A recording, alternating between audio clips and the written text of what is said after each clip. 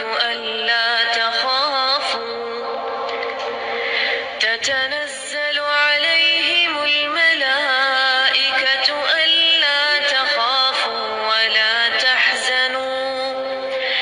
وأبشروا بالجنة التي كنتم توعدون نحن أولياؤكم في الحياة الدنيا وفي الآخرة